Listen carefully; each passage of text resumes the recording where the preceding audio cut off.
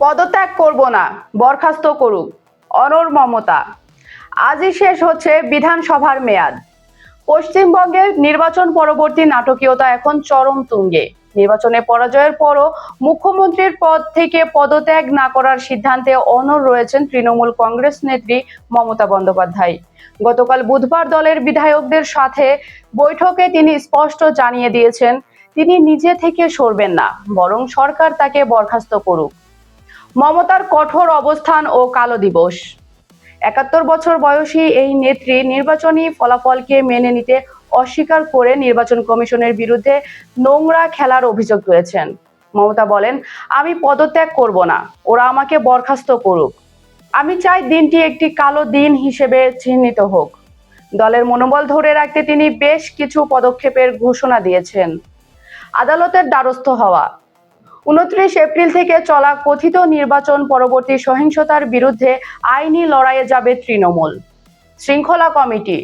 দলের বিরুদ্ধে প্রকাশ্যে বিরূপ মন্তব্য করলে কঠোর ব্যবস্থা নিতে একটি শৃঙ্খলা কমিটি গঠন করা হয়েছে। প্রতিবাদ কর্মসূচি। বিধানসভা শুরুর দিনটিকে কালো পোশাক দিবস হিসেবে পালনের ঘোষণা দিয়েছেন তিনি।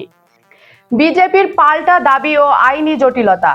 এদিকে জয়ের পর মুখ্যমন্ত্রীর দৌড়ে এগিয়ে থাকা বিজেপি নেতা শুভেন্দু অধিকারী মমতার অভিযোগ উড়িয়ে দিয়েছেন। তার দাবি, বর্তমানে কোনো বড় সহিংসতা ঘটছে না, বরং বিক্ষিপ্ত ঘটনাগুলো ২০২১ সালের তুলনায় অনেক কম।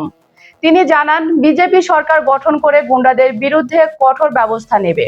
অন্যদিকে মমতার এই অনড় অবস্থান এক নজিরবিহীন সাংবিধানিক সংকটের সৃষ্টি করেছে। সংবিধান বিশেষজ্ঞরা বলছেন, রাজ্যপালের ক্ষমতা। টেকনিক্যাল রাজ্যপাল মুখ্যমন্ত্রীকে বরখাস্ত করতে পারেন, কারণ মুখ্যমন্ত্রী তার সন্তুষ্টির ওপর পদে থাকেন। ডেডলাইন। বর্তমান বিধানসভার মেয়াদ আজ ৭ মে বৃহস্পতিবার শেষ হচ্ছে, ফলে হাতে সময় নেই বললেই চলে। বরখাস্তের দাবি।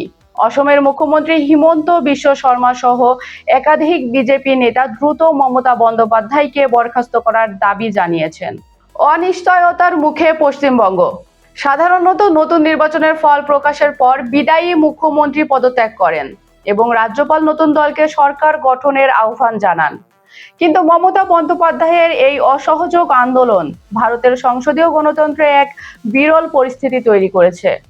এখন রাজ্যপাল রাজভবন থেকে কি পদক্ষেপ নেন তার উপরই নির্ভর করছে পশ্চিমবঙ্গের পরবর্তী রাজনৈতিক ভবিষ্যৎ। এই খবরটি নিয়ে আপনার মতামত কি? কমেন্ট করে আমাদের জানান। সবশেষ আন্তর্জাতিক খবরের আপডেট পেতে আমাদের চ্যানেলটি সাবস্ক্রাইব করে সাথেই থাকুন।